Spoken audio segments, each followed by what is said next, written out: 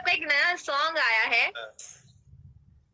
मीठी मीठी समथिंग कुछ तो है आपका गाना। मीठी मीठी नहीं, मीठा मीठा। मीठा मीठा, ओके।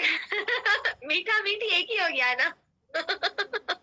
लॉकडाउन ना रही तो ये गाना में हम तो वहीं से एक्टिंग करवाई थी, लेकिन क्या करूं, मजबूर हूं, मैं भुला भी नहीं सकता हूँ। कोई बात नहीं, नेक्स्ट टाइम।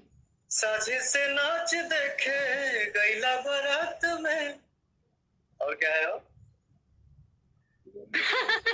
साझे से नाच देखे गैला बारात में, भइल बड़ा है हर अपन में हर छोड़ी रात में।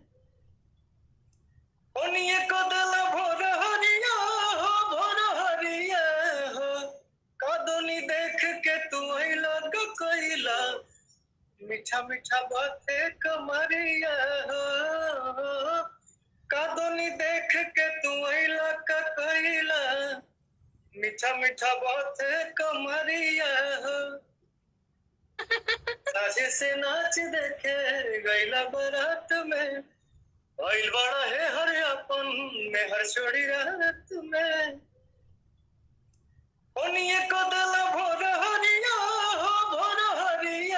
हो, कादोनी देख के तू आइला गकइला, मीठा मीठा बातें कमरिया हो, कादोनी देख के तू आइला गकइला, मीठा मीठा बातें कमरिया हो।